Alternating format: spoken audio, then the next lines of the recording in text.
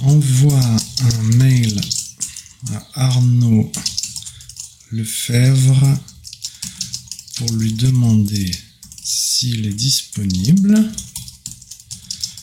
pour un déjeuner demain midi. Donc là, il envoie, il cherche dans la base de données, il a trouvé Arnaud, il reprend le chat, il envoie dans le workflow qui envoie un mail et normalement, Arnaud a reçu son mail. Déjeuner demain midi. Bonjour Monsieur Lefebvre, je voulais savoir si vous êtes disponible pour un déjeuner demain midi. Dans l'attente de votre réponse, cordialement, Greg Robinson. On va créer ce workflow pratique et sympa ensemble. Je vais vous montrer toutes les différentes étapes que vous pouvez faire. L'avantage de ça, c'est que ça va vous amener à explorer différents niveaux, différents domaines. On va voir un petit peu les bases de données vectorielles. Alors, on va vite toucher. Ce qui est surtout intéressant, c'est qu'on va demander à un agent IA d'appeler un autre agent et un autre workflow. Et donc, on va mettre tout ça un petit peu en place ensemble. La première chose que vous allez vouloir faire, c'est envoyer les contacts que vous avez dans une base de données vectorielle. On va utiliser Pinecone parce que c'est une tarification à l'utilisation qui est extrêmement faible et très honnêtement, je crois que j'ai jamais payé d'ailleurs. Et c'est une des bases de données les moins chères et les plus accessibles et les plus faciles à mettre en place pour le tuto en tout cas. Donc, add first step. On va commencer. La première étape, ça va être un trigger manually parce qu'on va manuellement trigger. On va manuellement déclencher notre workflow en cliquant sur test workflow parce que c'est juste pour envoyer sur la base de données. La première chose que l'on va vouloir faire, c'est aller sur un Google Docs qui contient, en fait, on va faire un get a document, donc pour récupérer un document. Le document en question, ça va être celui-ci que j'ai créé. Vous voyez qu'on a prénom, nom et adresse mail de chaque contact. Alors bien évidemment, tout ça c'est fictif. J'ai quelques mails qui sont vraiment à moi là-dedans pour que je puisse recevoir des mails moi aussi. Mais le but, ça va être donc de récupérer ce document-là. Donc, on va faire un get et on va faire un doc ID ou URL. Donc, l'ID pour le récupérer dans le doc, vous allez tout simplement sur votre Google Docs. Et dans la partie URL, vous voyez qu'il y a document /d/ vous récupérez cette longue chaîne de caractères juste avant, entre les deux slash, avant le edit. Vous revenez sur N8N et c'est là que vous allez pouvoir coller l'ID en question du document. Pour vérifier que ça a été bien mis en place, on va faire un test step et normalement il devrait nous montrer le contenu du document. Parfait, tout est bien mis en place. N'hésitez pas à aller voir ma vidéo sur comment créer des credentials pour accéder à votre Google Docs. La deuxième étape va être de connecter ça sur une base de données vectorielle. Donc vous allez sur Pinecone Vector Store parce que c'est exactement ce que l'on va faire et on va add documents to Vector Store parce qu'on va ajouter des documents au store. Donc il a déjà récupéré ce qui s'est passé dans le module d'avant. Là, vous allez créer donc un API Pinecone. Donc vous allez dans Create New Credential et à partir de là, il vous demande l'API Key. Vous connectez sur Pinecone. Vous créez un compte, c'est totalement gratuit, il n'y a aucun souci là-dessus. Après, une fois que vous avez créé votre compte, donc vous cliquez dans Generate API Key parce qu'on va vouloir générer une clé API. La clé en question, moi je vais l'appeler Demo N8N, mais vous allez pouvoir l'appeler Contact ou comme vous le souhaitez. Ensuite, on copie la clé. Même pas besoin de la voir, c'est ça qui est bien. On revient ici, vous collez la clé et puis vous faites Save. À partir de là, on est dans le vert, tout est nickel. Il est connecté à Pinecone. Donc on va faire un Insert Document, ça ne change rien. Pinecone Index, donc c'est là qu'il va vouloir un index Pinecone. L'index en fait c'est une base de données, donc vous allez dans Databases, Indexes et vous faites Create Index. Moi je vais faire Contact Demo. Tout simplement parce que je vais juste vous montrer un petit peu comment ça fonctionne. Le plus important, ça va être ici, en fait, la configuration. On ne va pas utiliser Llama, on ne va pas utiliser Multilingual. Moi, je vais rester un petit peu dans l'environnement OpenAI parce que c'est beaucoup plus simple et on a déjà des API là-dessus.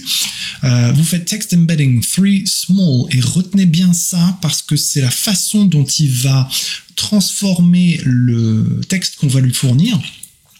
Toutes les informations qu'on va lui fournir, il va en faire ce qu'on appelle un embedding pour une base de données vectorielle, c'est-à-dire qu'il va numériser un petit peu les différentes entrées pour pouvoir les retrouver et se retrouver dans la base de données qu'il va créer lui-même. Text Embedding 3 Small. Ensuite, on descend, on reste sur Serverless. Pour le Cloud Provider, restez chez AWS parce que pendant qu'on est chez AWS, c'est Create Index, mais si vous tapez Google ou toute autre chose, c'est See Pricing Plans, donc il faut payer. Restez sur AWS. Idem ici, dans la région, on va rester en Virginie, parce que dès qu'on clique sur un cadenas, il va falloir payer.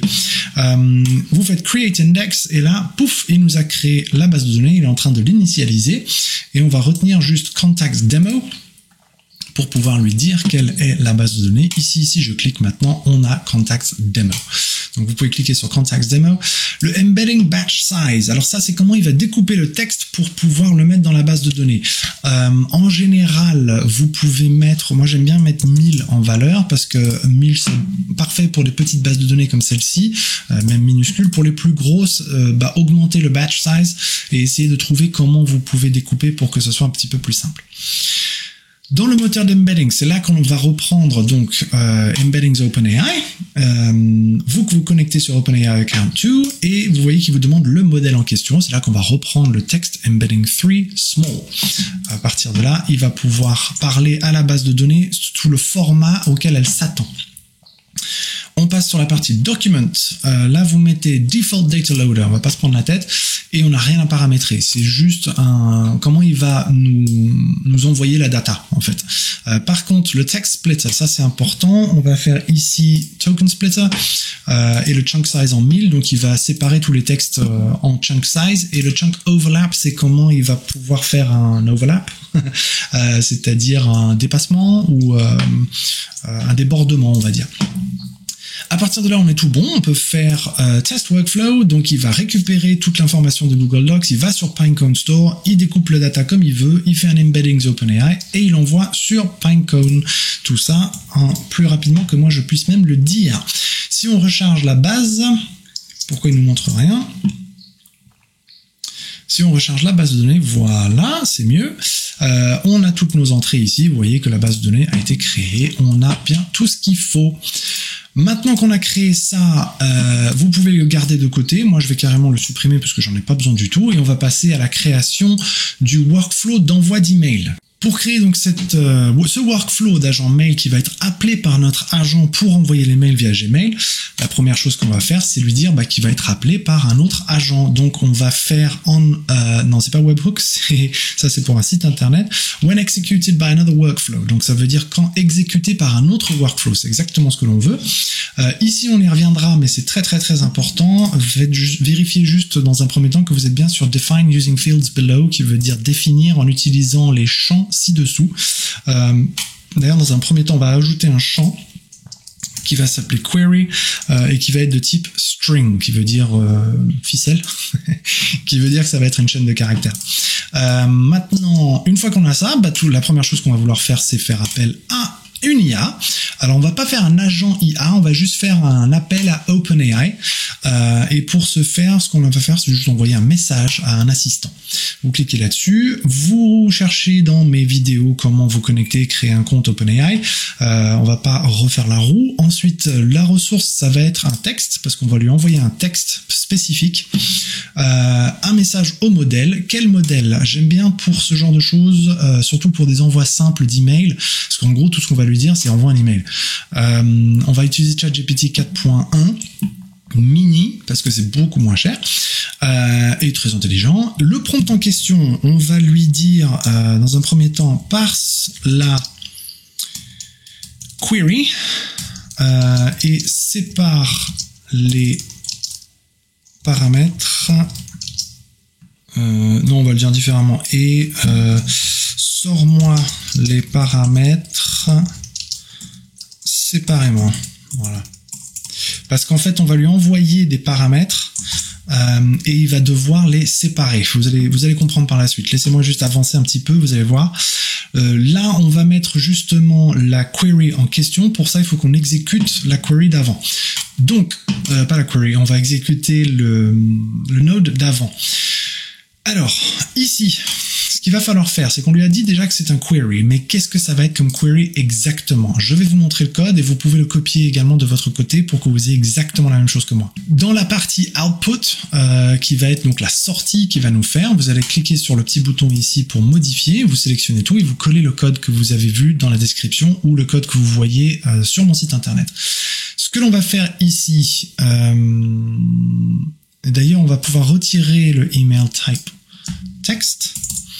Ça a l'air un petit peu barbare comme ça, mais c'est extrêmement simple. Ce Ce que l'on veut faire, c'est lui dire exactement la chaîne de caractères avec les différents paramètres dont il a besoin pour envoyer le mail. Notamment send to, qui veut dire à qui on envoie. Subject, qui est le sujet, l'objet du message, le message en lui-même. Append attribution false, BCC list pour les copies cachées et les copies. D'accord ? On fait save, vous allez comprendre dans un instant. À partir de ce moment-là, dans OpenAI, je peux lui mettre la query qui vient du node d'avant. Donc on met ça là-dedans et il va pouvoir l'interpréter parce que tout est vert. Et on veut juste qu'il nous fasse un output content as JSON parce que je veux qu'il m'en renvoie un JSON en retour. On peut fermer ça. Prochaine étape, Gmail. Donc c'est là qu'on va lui envoyer vers Gmail. Vous tapez Gmail là-dedans et pour voir tout ce qu'il y a dans Gmail, vous cherchez Send a Message parce qu'on va vouloir envoyer un message. Vous cliquez là-dessus. Je vous invite à regarder ma vidéo sur comment connecter les credentials. Ressources, message, operation, send, to. Alors, c'est là qu'on va pouvoir lui donner toutes les informations. Donc, on revenait sur votre OpenAI et on va faire un test step. Comme ça, on va voir exactement ce qui nous sort et vous voyez qu'il a séparé la query en différents paramètres. C'est ça qui est intéressant. Donc, maintenant, on peut retourner dans notre Gmail et lui donner toutes ces informations sous forme de variables parce que ça va changer à chaque personne. Donc, le send to, vous cliquez dessus et vous tirez là. Vous allez voir qu'ici, on va passer de fixed à expression. Parce qu'ici, si je clique, je suis sur fixed. Fixed, ça veut dire qu'il va envoyer exactement ce que je lui tape dans ce message. Mais c'est pas ce que je veux, parce que je veux que ce message, le sujet, ou du moins du message, se change continuellement. Donc, je lui mets un JSON, mais il va pas nous envoyer ça dans l'objet du message, parce que là, le client, il va rien comprendre. Par contre, si vous mettez expression, ça veut dire qu'il va interpréter ce que cela est. En l'occurrence ici, rien du tout. Ensuite, en type de message, on va mettre texte pour refaire plus simple. Le message en question, vous cliquez sur le message.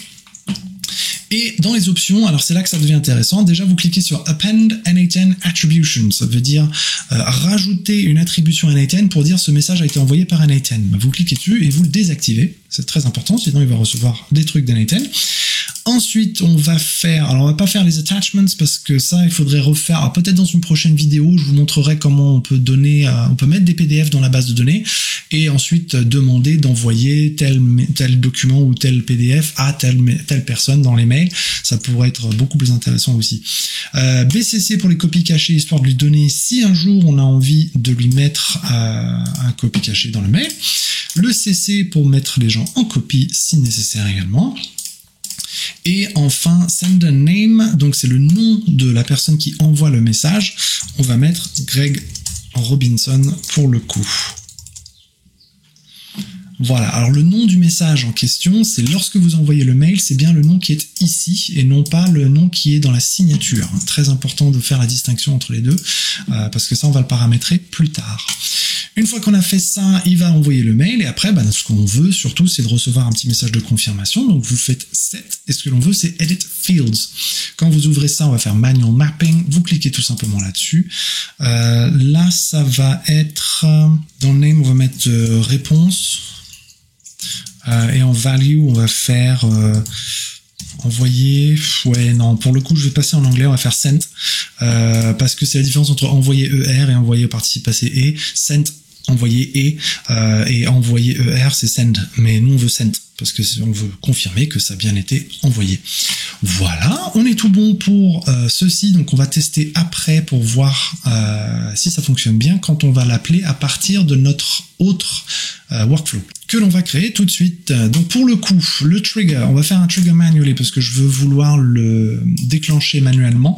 La première chose que l'on va appeler, c'est un agent IA cette fois. Donc on prend un AI agent et il va être connecté directement au trigger du chat parce que comme ça on veut qu'il reçoive exactement le chat. Par contre, on va lui ajouter une option qui est un message system.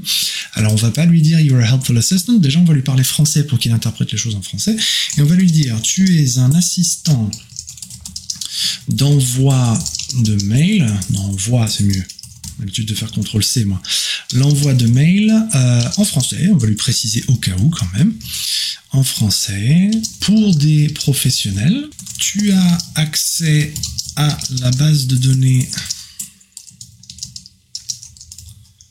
en outil, parce qu'on va lui donner, signe tous les mails avec Craig Robinson. C'est là qu'on lui dit comment il doit signer les mails. À partir de là, on est tout bon, donc on peut fermer celui-ci et il va falloir lui faire un chat model et un tool. La memory, on va pas forcément le faire tout de suite, c'est une mémoire conversationnelle, c'est-à-dire qu'il pourrait garder un historique de ce qu'on lui dit dans le chat, mais comme on va pas lui dire grand-chose à part lui envoyer un mail. Chat model, je vais rester chez OpenAI avec le modèle, alors pas 4O mini, parce qu'on a un peu évolué depuis quand même, le 4.1 mini, c'est très bien, ça réfléchit comme il faut et c'est pas très cher, comme je dis à chaque fois. Le tool en question. Donc là, déjà, on va lui donner accès à notre tool d'envoi d'email que l'on vient de créer. Donc, call n8n work tool. Et là, on lui donne une description du tool en question. Cet outil te permet d'envoyer des emails. Il faut... non, on va faire comme ça. Le workflow. Ah, bah dis donc. Le workflow s'attend à des données sous cette forme. Là, vous faites 2 points et en dessous ici, je vais coller la forme que l'on avait créée dans notre workflow ici, cette partie-là. Hop, donc je copie ça pour lui dire c'est ça qu'il attend. Comme ça, il sait qu'il veut, il s'attend à cette chaîne de caractères-là. Source, donc maintenant on va lui dire quel workflow on veut, donc database bien évidemment. En fait, vous avez le choix entre choisir un workflow dans la base de données de N8N ou de définir en dessous en JSON, ce qui va être un peu compliqué. Donc on fait database de la liste, parce que l'ID je ne le connais pas, et là on va taper email pour retrouver l'outil d'envoi d'email, justement, c'est exactement ce que l'on veut. Mais pour l'instant, il n'a pas accès à notre base de données. Donc, en tool, on va lui donner accès à la base. Donc, vous tapez Pinecone Vector Store. Et ce qu'on va vouloir faire cette fois-ci, exactement, c'est Retrieve Documents as Tool for AI Agent. Retrieve, ça veut dire récupérer. Donc, récupérer les documents, mais en tant qu'outil pour un agent IA. Parce que si vous changez ce paramètre-là, il va se déconnecter de l'agent IA et ça va pas marcher.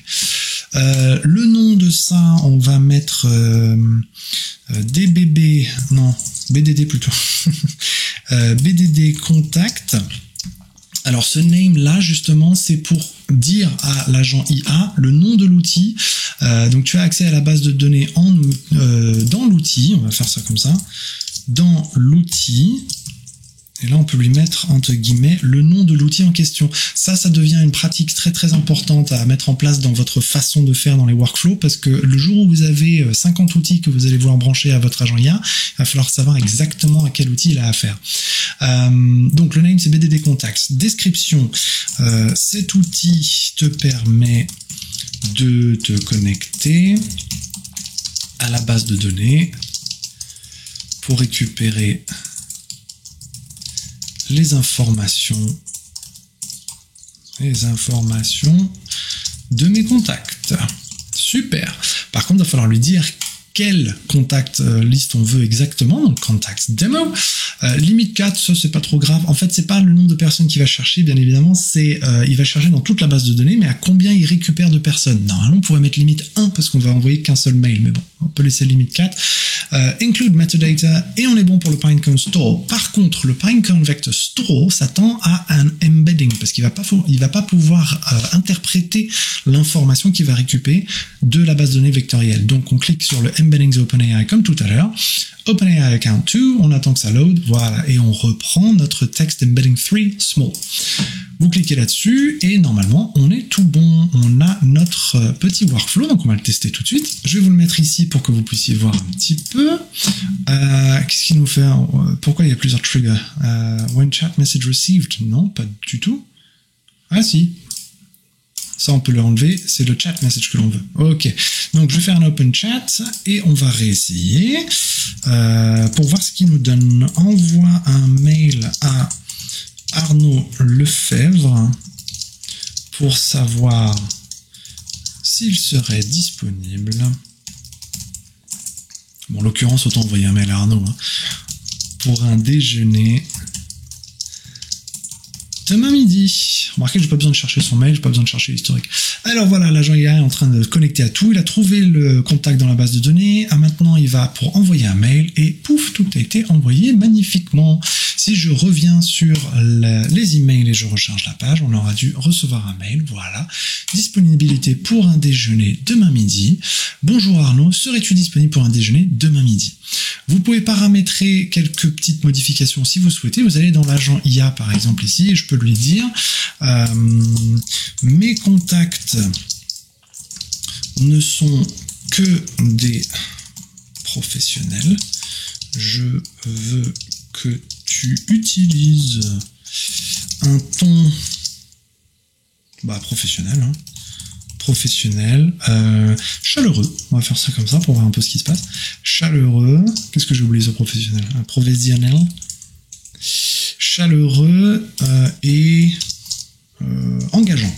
Allez, tu ne fais que vous voyez, voilà. Hop, qu'est-ce que j'ai mal écrit? Vous voyez, oui, c'est vrai que c'est mieux comme ça.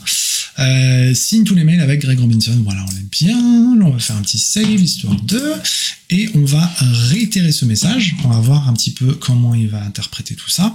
Donc, il renvoie. Alors, c'est ça qui est magnifique avec les workflows, c'est qu'une fois que c'est en place et ça fonctionne, ça fonctionne. Vous pouvez modifier, paramétrer ces petites choses-là pour obtenir exactement ce que vous voulez. On va voir le mail qui nous a pondu pour ce coup. Disponibilité pour déjeuner demain midi. Bonjour Monsieur Lefebvre, je souhaite savoir si vous seriez disponible pour un déjeuner demain midi. Ce serait l'occasion d'échanger de manière conviviale. N'hésitez pas à me faire part de vos disponibilités. Magnifique. Donc voilà, vous pouvez paramétrer, vous amuser un petit peu avec ce workflow. Je vous invite fortement à l'augmenter quelque part, à l'agrandir, à l'étoffer, à modifier. Le trigger, par exemple, plutôt qu'un chat message dans Internet qui ne sert pas à grand chose, vous pouvez le connecter à Telegram et lui envoyer en vocal, par exemple. En ce qui concerne l'envoi de mail, on peut aussi lui demander de récupérer des mails et de les lire pour ensuite nous envoyer un message WhatsApp pour savoir exactement ce que l'on veut répondre. Enfin, amusez-vous. Si vous êtes sur YouTube, vous pouvez aller dans la description pour cliquer sur le lien, aller sur mon site et télécharger le JSON de ce workflow pour que vous puissiez vous amuser avec. N'hésitez pas aussi à me demander dans les commentaires si vous avez d'autres workflows que vous souhaiteriez que j'explore ou que je mette en place. Si vous avez aimé cette vidéo, droppez-moi un petit like parce que c'est vrai que ça aide énormément ma chaîne. Abonnez-vous pour recevoir les nouvelles notifications de toutes les vidéos. J'essaye d'en faire plusieurs par semaine si possible pour pouvoir vous aider. N'hésitez pas à me demander du coup ce que vous souhaiteriez que je traite. Et puis voilà, d'ici là, je vous dis à la prochaine vidéo.